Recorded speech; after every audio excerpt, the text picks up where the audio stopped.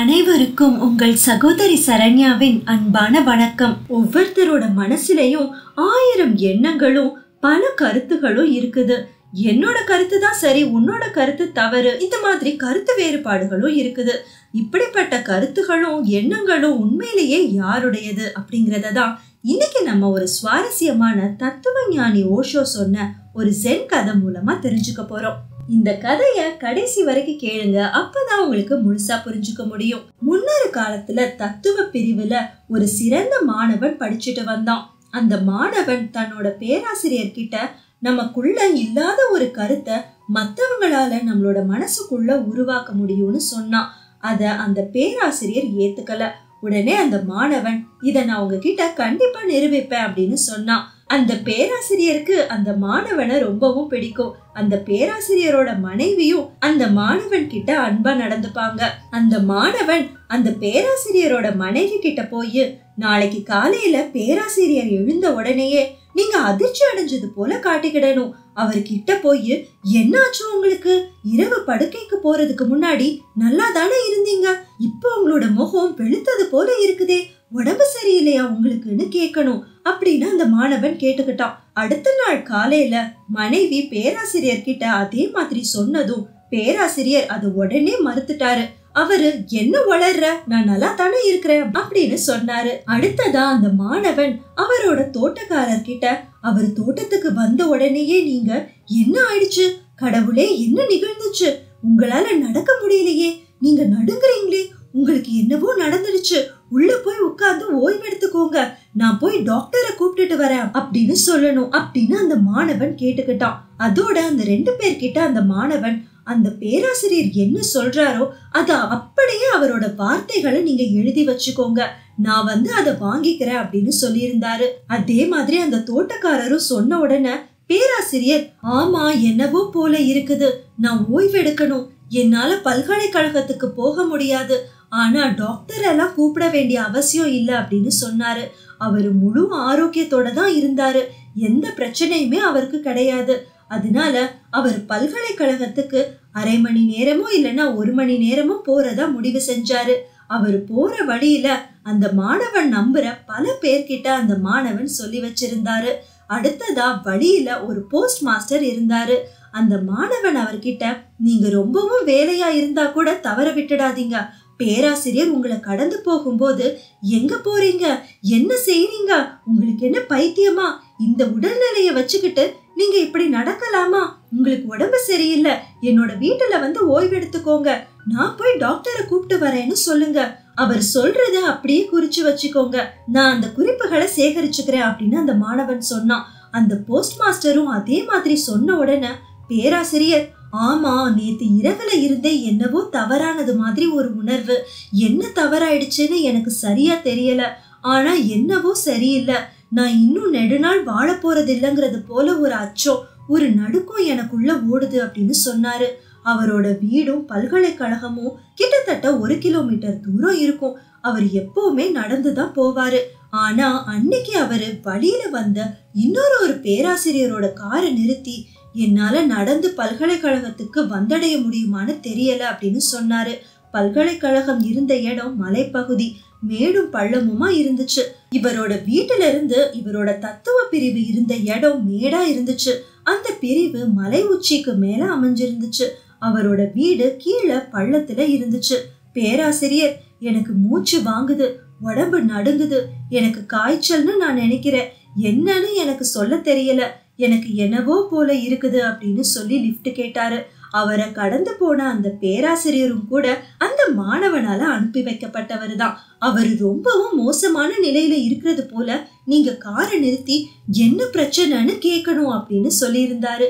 காருக்குள்ள இருந்தவரு, நீங்க வந்திருக்க கூடாது, நீங்க டாக்டர் கிட்ட போயிருக்கணும், உங்களோட கண்கள் பஞ்சடைச்சது போல இருக்குது, உங்களோட முகம் வெளுத்து போயிருக்குது, பழுதாகி போன ஓவியம் போல இருக்கிறீங்க, ஒரே ஒரு நாள் இரவுல என்ன ஆயிடுச்சு, இரவுல ஹார்ட் அட்டாக் வந்துடுச்சா என்ன, அது ரொம்ப மோசமா உங்களை பாதிச்சிருக்கும் போல இருக்குதே அப்படின்னு சொன்னாரு.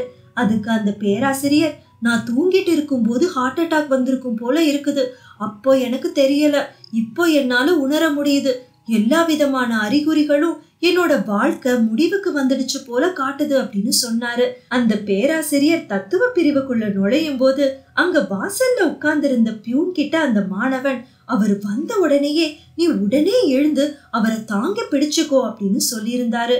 அந்த பியூன் ஆனா அவரு ரொம்பவும் கோபப்படுவாரே, நீங்க என்ன கேக்குறீங்கன்னே எனக்கு புரியல, நீங்க இது போல என்கிட்ட முன்னாடி கேட்டதே இல்லையே அப்படின்னு சொன்னான். அதுக்கு அந்த மாணவன் நானும் பேராசிரியரும் ஒரு சின்ன விளையாட்டு விளையாடுறோம், நீ நான் சொல்றத மட்டும் செய்ய, குறுக்கிடாத, நீ அவரை பிடிச்சுக்கிட்டு நீங்க கீழே விழ இருந்தீங்கன்னு சொல்லு அப்படின்னு சொன்னான். பேராசிரியர் வந்ததும் அந்த பியூனும் அப்படியே செஞ்சான். பேராசிரியர் அந்த பியூனுக்கு நன்றி சொன்னாரு. அந்த பியூன் அந்த பேராசிரியர் கிட்ட நீங்க கீழே விழ இருந்தீங்கன்னு சொல்ல வேண்டிய அவசியமே இல்ல, அவரே அவன் கிட்ட நீ இல்லைன்னா நான் கீழே விழுந்திருப்பேன் அப்படின்னு சொன்னாரு. பியூனுக்கு வியப்பா இருந்துச்சு.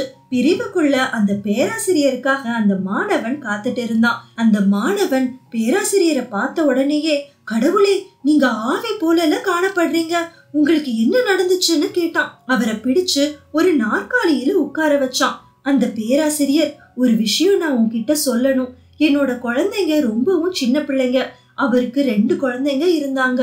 என்னுடைய மனைவி அனுபவம் இல்லாத சின்ன பொண்ணு, என்னோட தாயும் தந்தையும் இறந்து போயிட்டதுனால வேற யாரும் எனக்கு இல்ல, நான் போயிட்டேனா அவங்கள காப்பாத்தக்கூடிய வேற யாரையும் எனக்கு தெரியாது, நான் ஒன்னதான் நினைச்சிருக்கேன் அப்படின்னு சொன்னாரு. அதுக்கு அந்த மாணவன் நீங்க கவலைப்படாதீங்க, உங்க குடும்பத்தை நான் நல்லா பாத்துக்கிறேன், ஆனா நீங்க இந்த உலகத்தை விட்டு போறதுக்கு முன்னாடி நான் உங்ககிட்ட சில குறிப்புகளை காட்ட விருப்பப்படுறேன் அப்படின்னு சொன்னான். அந்த பேராசிரியர் சில குறிப்புகளா, என்னது அப்படின்னு கேட்டாரு. நான் போய் அதை சேகரிச்சுட்டு வரேன் அப்படின்னு அந்த மாணவன் சொன்னான். அந்த பேராசிரியர் யார்கிட்ட இருந்து அப்படின்னு கேட்டாரு. அந்த மாணவன் உங்களோட மனைவி, உங்களோட தோட்டக்காரர், போஸ்ட் மாஸ்டர், உங்களை இங்க இறக்கி விட்ட பேராசிரியர், நீங்க விழாம உங்களை பிடிச்ச பியூன் அப்படின்னு சொன்னான். அந்த பேராசிரியர் இதெல்லாம் உனக்கு எப்படி தெரியும் அப்படின்னு கேட்டாரு. அதுக்கு அந்த மாணவன் இது எல்லாமே ஏற்கனவே திட்டமிடப்பட்டதுதான், இல்லாத ஒன்ன வச்சு மனுஷனை ஏமாத்த முடியாதுன்னு நீங்க சொல்லலையா அப்படின்னு கேட்டான். அந்த மாணவன் எல்லா குறிப்புகளையும் சேகரிச்சுட்டு வந்தான். அது ஒன்னொன்னா அந்த பேராசிரியர் கிட்ட காட்டுனான்.